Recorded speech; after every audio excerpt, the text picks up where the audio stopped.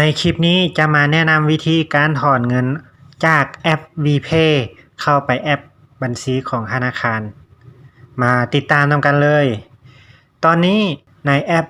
VPay ของเรามีเงินอยู่ที่ 1,111,747 กีบอันนี้คือเงินที่เราสามารถถอนได้เราสามารถถอนได้เลยถอนได้ทั้งหมดเลยการถอนเงินขั้นต่ำจากแอป VPay เข้าบัญชีธนาคารขั้นต่ำ 100,000 กีบสูงบ่จำกัดให้เฮาเลื่อนขึ้นมาเข้าห้องรายได้หลังจากเข้าห้องรายได้แล้วเลื่อนลงมาเมนูลุ่มสุดเบิกรายได้กดเข้าไปกดเข้ามาแล้วเฮาก็เพียงแต่พิมพ์จำนวนที่เฮาต้องการเบิกถอนเงินขั้นต่ำ 100,000 กีบสูงสุด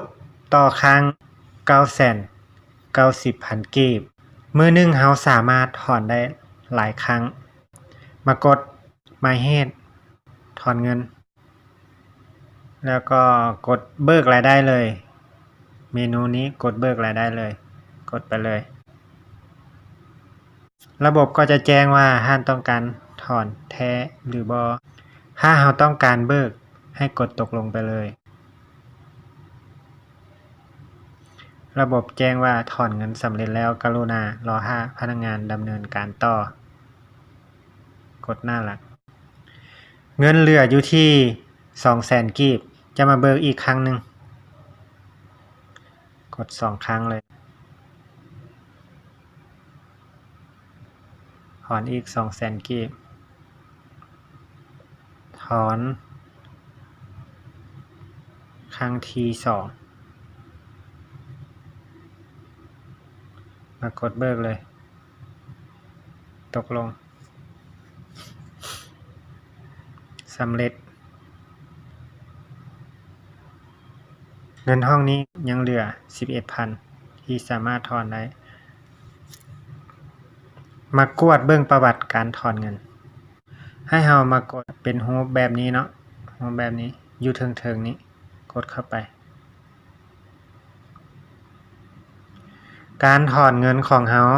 ตัวที่ถอนได้จะเป็นหมายเขียวๆตัวนี้รอถ้าอนุมัติอยู่ 900,000 กีบแล้วอีก 200,000 ครั้งที่2จะบ่โชว์มื้อนึงจะโชว์ครั้งนึงทางระบบเพิ่นก็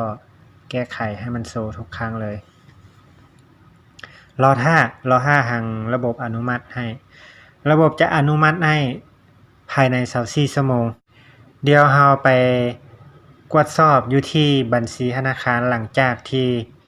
ทางระบบอนุมัติแล้ว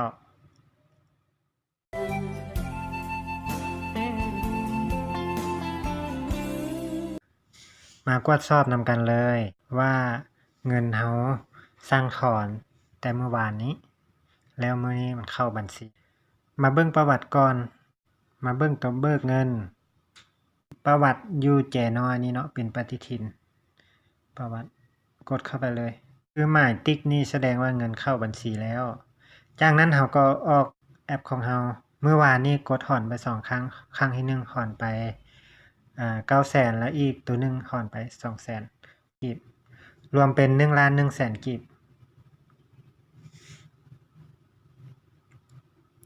ออกมาเลยมาเข้าแอป PC1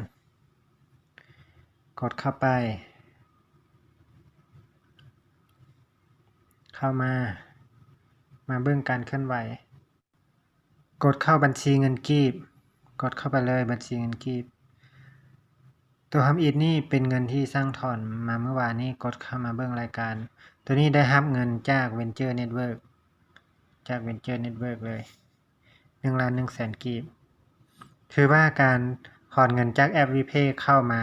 บัญชีธนาคารการค้านี่ถือว่าสำเร็จแล้วธนาคารอื่นก็เช่นเดียวกันเนาะเข้าคือกันภายใน24ชั่วโมงในการถอนเงินบ่เกินนั้นเนาะขอขอบใจพบกันในคลิปต่อไป